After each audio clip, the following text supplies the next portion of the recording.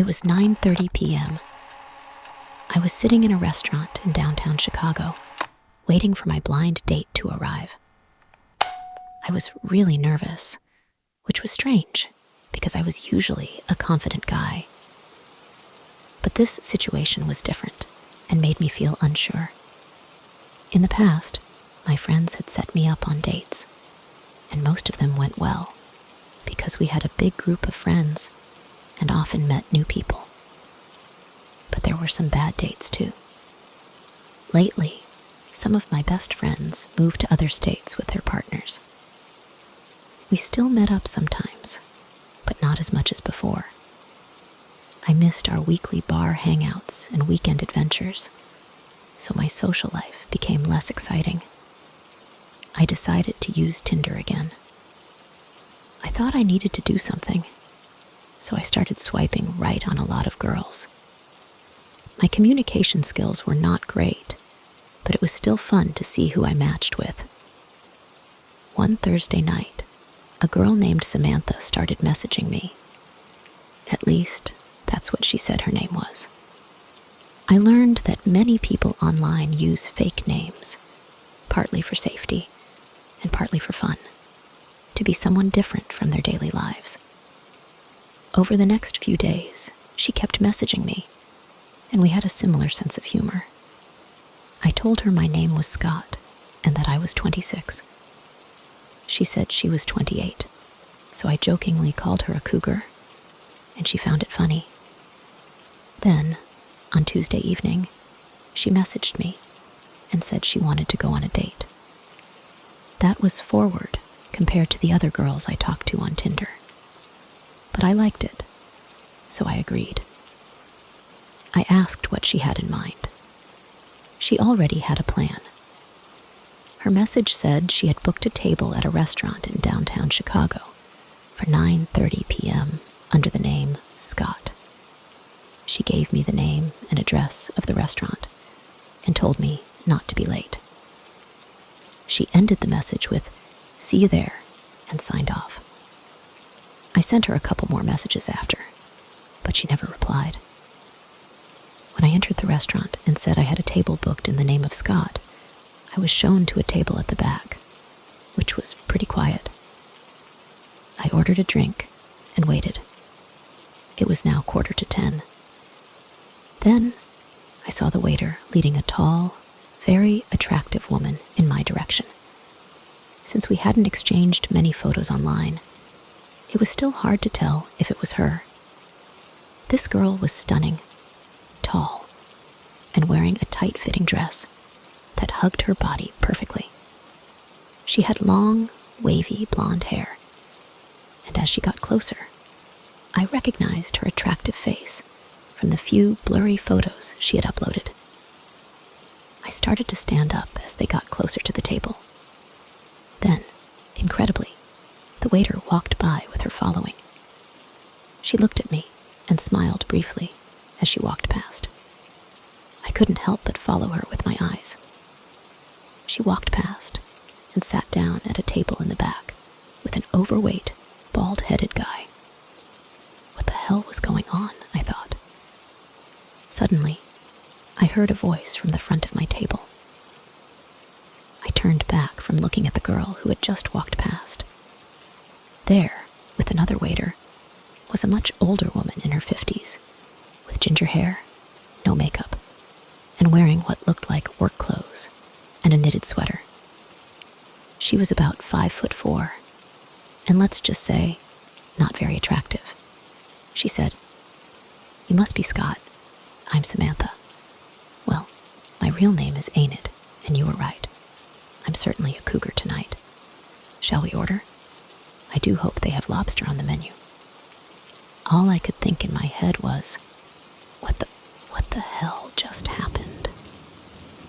As I processed the situation, I realized I'd been set up in the worst way possible. My heart sank, and I struggled to keep my disappointment from showing on my face.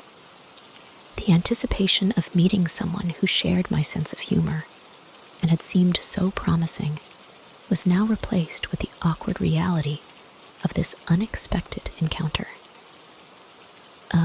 Sure, let's order, I said, forcing a smile. I glanced around the restaurant, noticing how other couples seemed so engrossed in their own conversations, oblivious to my predicament. I picked up the menu and tried to focus on the words, but my mind was racing. Enid, or Samantha, as she had called herself online, seemed completely at ease. She started talking about her day at work and how excited she was to finally meet me. I nodded and made small talk, all the while feeling a strange mix of frustration and bewilderment. The waiter returned to take our order. Enid did indeed order the lobster, while I settled for something simpler, my appetite having dwindled. As we waited for our food, I found myself constantly glancing over at the blonde woman who had walked by earlier. She seemed to be having a lively conversation with her date, laughing and smiling, and I couldn't help but feel a pang of jealousy. "So, Scott," Enid said, interrupting my thoughts, "tell me more about yourself. What do you do for fun?" I took a deep breath and started to answer, deciding to make the best of the situation. After all, it wasn't her fault that I had built up expectations based on our online conversations and her misleading photos. I told her about my job, my hobbies, and some funny stories from past adventures with my friends. As the evening went on, I found myself relaxing a bit. Enid was actually quite interesting to talk to, even if she wasn't what I had expected. She shared stories from her own life, and we found some common ground in our love for travel and good food. By the time dessert arrived, I had to admit that the evening wasn't as terrible as I had initially feared. Sure, it wasn't the romantic, movie-like blind date I had envisioned, but it was a memorable experience nonetheless. As we parted ways, Enid gave me a warm smile. "It was nice meeting you, Scott. Maybe we can do this again sometime?" I hesitated for a moment, then nodded. "Yeah, maybe. Take care, Enid." Walking back to my car, I couldn't help but laugh at the absurdity of the evening. Life had a funny way of throwing curveballs, and tonight had been a prime example. While I wasn't sure if I'd see Enid again, I knew that this was a story I'd be telling my friends for a long time. Unlocking my car, I felt a chill run down my spine. I glanced around and noticed the parking lot was empty, save for a few scattered cars. The streetlights flickered, casting eerie shadows. I shook my head, dismissing the feeling as lingering awkwardness from the date. As I started the engine and pulled out of the parking lot, my phone buzzed. It was a message from an unknown number. "Did you enjoy your date with Enid?" I frowned and typed back, "Who is this?" Almost immediately, another message came through. "You should be more careful about who you meet online. Not everyone is who they say they are." A cold sweat broke out on my forehead. I looked around nervously, but there was no one in sight. My phone buzzed again. This time, it was a picture of me at the restaurant, taken from behind, clearly showing Enid and me at the table. My heart pounded in my chest as I read the final message. "Next time, you won't be so lucky." I sped out of the parking lot, my mind racing with fear and confusion. This was far from over, and I couldn't shake the feeling that someone was watching my every move. In the early evening, being a lady and working those hours, I've seen some strange stuff. But the most terrifying thing happened in my first few weeks there. It was almost time for my shift to start. And since I was single at 28, I was checking out people on Tinder before heading to work. I matched with this guy who seemed pretty cool. He was into obscure art, liked exploring abandoned places, and had a fascination with ancient myths, which I found interesting. I was excited to talk to him. We chatted for a bit, but then I had to leave for work. We said our goodbyes. That night was my first time working alone at the motel for the whole night. I was a bit scared, but then this guy, who I felt like I'd seen before, walks up to the front desk and asked for me by my name. Right away, I felt something was off with him. Not how he looked, but the feeling he gave off. I confirmed that I was the person he was looking for, and he told me he was the guy from Tinder. He figured out I was close by and decided to check if I was working at the motel he was staying at. Yeah, he was a guest at my motel. That was a huge warning sign for me. I stayed behind the safety of my desk for 2 hours because he wouldn't leave me alone. He talked nonstop about his travels, how he loved the paranormal, and how he was interested in me in a very forward way. I was really uncomfortable. I'd never dealt with something like this at work before, so I didn't know what to do.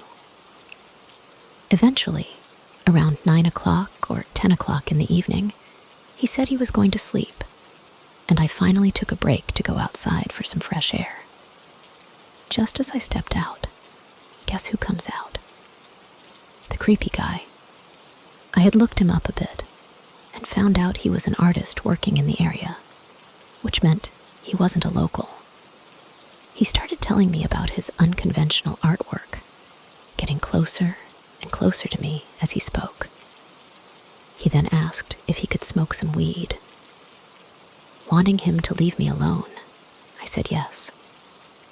I pointed to a spot away from the cameras, and that's when he pulled me close, smelled my neck, and started to touch me inappropriately. I pushed him away hard and warned him to never touch me again. I dropped my cigarette, grabbed my phone to call my manager, and went back inside. But the man grabbed my phone and sent himself a message. Now, he had my number. The first thing he sent me was a shocking picture of his body, which looked very strange because of body modifications. I've seen things, but nothing like that. Then, he sent me disturbing messages with pictures from obscure websites that were very unsettling, saying he wanted to do those things to me. He even told me he knew where to find me in the motel. I was terrified and couldn't understand why I didn't call the police right away. My manager wasn't picking up the phone. There I was in the back office, having the worst panic of my life. Then I got another message from him. I don't know why I looked, but I did. It was a video that was too horrifying to describe, mixing violence and disturbing content. I locked myself in the back office, cried, and waited until it was time to prepare breakfast for the guests. The messages continued for a few days, until I couldn't take it anymore. I finally told my manager everything. He acted right away, kicking the man out and banning him and his company from our motel forever. Looking back, I should have called the police, but I was too afraid at the time. To the creepy man, I hope we never meet again. About 4 years ago, I spent a year in a small town in France for my studies. Third story, about 3 years ago, maybe a little bit more. I got out of a long-term relationship. Being that I'm the shy type, I wasn't good at asking girls out, and for some reason, it gave me crippling anxiety. I'm not sure if it was the fear of rejection or the embarrassment of my peers, but either way, dating was not my strong suit. When I met my ex, Tinder was just becoming a thing, so I never used the app. Now that I was single, I had a chance to try it for myself. I must admit, I was excited. I know a lot of my friends have had success on Tinder and various other dating platforms. I had the app for a few months, and nothing exciting happened. I did meet one girl at a local cafe, but that date lasted all of like 20 minutes. She got the classic phone call move, saying that she had gotten called into work, and then I never heard from her again. I was just about to consider the Tinder experiment a failure, and then I matched with Emily, M for short. She was beautiful. I half expected that I was being played. Actually, at one point, I thought for sure that this girl was going to be a 50-year-old dude or something, but I continued to talk to her anyway. We agreed to meet at a secluded beach in our area. The beach was a beautiful spot, with cliffs overlooking the ocean and a series of winding trails along the shoreline. We agreed to meet in the late afternoon, just before sunset, to catch the beautiful view. I arrived early, just because I was nervous, and waited around until I got her message a little after the agreed time. She messaged, saying that she was walking towards the cliffside lookout where we planned to meet. I messaged back and told her that I was heading that way as well. I was beyond happy when I walked up to the lookout, and sitting right there was M, the same M from Tinder, and not a 50-year-old man. I sat down, and we talked for a while. She had this way of calming me down and telling me not to be so nervous. Whatever she was saying and doing, it worked. I was head over heels for this girl already, and I thought that I may have been doing a good job on the date since it had been a few hours, and she hadn't left yet. We decided to go for a walk along the cliffs, even though it was starting to get dark out. Ordinarily, I would have never agreed to do this, but I felt all right with M for some reason. I reached for her hand at one point, and I nearly melted when she allowed me to hold her hand. For the first time in a while, I felt something special. We walked for a long time, until it was almost dark. She suggested that we should turn around and start making our way back to the parking lot, since we had no idea how much longer the trail went for, and it was almost pitch black along the cliffs. The walk back was nice for a while. M was holding my hand and leaning into me as we walked along the edge. We weren't far from the lot when I noticed somebody standing on the path ahead. I could barely see him, and if it wasn't for the faint light of the setting sun shining through the cliffs, I probably would have missed him. I stopped abruptly and asked M if she could see him, and she said that she could. She shouted and asked the guy if he needed anything, and the person just stood there. I was terrified, but I didn't want to seem too scared in front of M. I just suggested that we move, and that it was probably just some guy trying to enjoy the view. She agreed, and we slowly continued walking towards the person. As they became more visible, it became more scary, as the figure hadn't budged an inch. And now, we could clearly see that he was concealing something behind his back. When we were about 10 feet away, the man finally moved his hands from behind his back, and in his hand appeared to be a weapon, but I wasn't sure. In a low and rough voice, the man said, "Turn around and put your hands above your head." I had no idea what to do. M, being the brave person that she is, started to argue with the man, and before I could even realize what was happening, she charged right into the guy, knocking him over. She shouted for me to run, so I did. I could hear the man running after me as we made our way off the path. We both ran to her car. She got into the driver's seat, and we drove off. I could could see the man in the parking lot as we were leaving the beach. Along with my car, there were a few other cars in the lot, which made me think, was this guy alone? Or were there more people in danger on that beach? When we were a safe distance away, we decided to call the police and report what had happened. The man was long gone, and the only car left in the lot when the police arrived was mine. I remember having the thought at one point that M was setting me up, but thankfully, after her heroic action, that thought was put to bed. After that horrifying interaction, we went to a late-night diner and just stayed up all night talking. It was like that event brought us closer together for some reason. In a lot of ways, I have mixed feelings about Tinder. The app almost got me into serious trouble, but I also met M there, and now she's my fiancée. Whenever we tell people how we met, it's always fun to watch their reaction when we tell them that I met M on Tinder and almost encountered danger on our first date.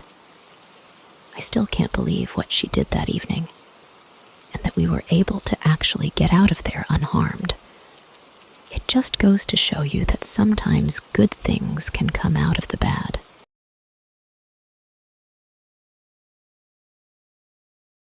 Due to the demands of my job, finding a serious relationship has always been a challenge. I've had a few semi-serious flings, but nothing that lasted more than a few months. Traveling for work has allowed me to see almost every major landmark in the United States, and even explore some international destinations. A few months ago, during a work trip to a bustling city on the West Coast, I found myself with a week of free time. Tired of exploring solo, I decided to dip into the dating scene using Tinder. Setting up my profile, I soon realized the app uses your current location, not your hometown. After a full day of meetings, I checked the app and was surprised to see several matches. Feeling adventurous, I decided to meet someone for a drink. I messaged a woman named Emily, who seemed like a fun person to hang out with. We agreed to meet at a local bar at 8 p.m. Arriving a bit early, I coincidentally bumped into Emily outside the bar. We exchanged awkward pleasantries and shared a laugh before heading inside for drinks. I was relieved to find that she looked just like her Tinder photos. No surprises there. As the night progressed, Emily and I hit it off. We shared laughs, stories, and bonded over our love for travel. With a few drinks in, she started lightly touching my arm and hand, signaling a growing connection. Around midnight, Emily leaned in and suggested we continue the evening at my Airbnb. Excited and slightly nervous, I agreed, and we hailed a rideshare back to my place. However, upon arrival, Emily hesitated. In a hesitant tone, she confessed she smoked and felt embarrassed about it. Wanting to respect her privacy, I assured her it didn't bother me. She insisted on waiting outside while I changed into more comfortable clothes. Minutes passed, but Emily didn't join me inside. Concerned, I glanced out the front window, but saw no sign of her. Suddenly, I heard noise coming from inside the house. Peering through the window, I was shocked to see Emily with 2 other men, quietly moving around my Airbnb. My heart raced as I realized what was happening. They were robbing me. Emily, now texting me from inside, pretended not to know my whereabouts. Flustered, I debated calling the police, but hesitated, trying to piece together the situation. One of the men started unplugging electronics, including my laptop, which contained everything important to me. In a moment of desperation, I lied to Emily, claiming the police were on their way. Startled, she urged the others to leave, and they rushed out the front door, narrowly missing me hiding behind a nearby bush. Relieved but shaken, I entered the house to find my belongings mostly untouched. I promptly called the police, reported the incident, and deleted my Tinder account. Fortunately, the stolen items were replaceable, but the sense of violation lingered. Reflecting on the experience, I'm wary of the risks that come with online dating. I hope to never encounter Emily or return to that city, always mindful of the potential dangers lurking behind seemingly innocent profiles.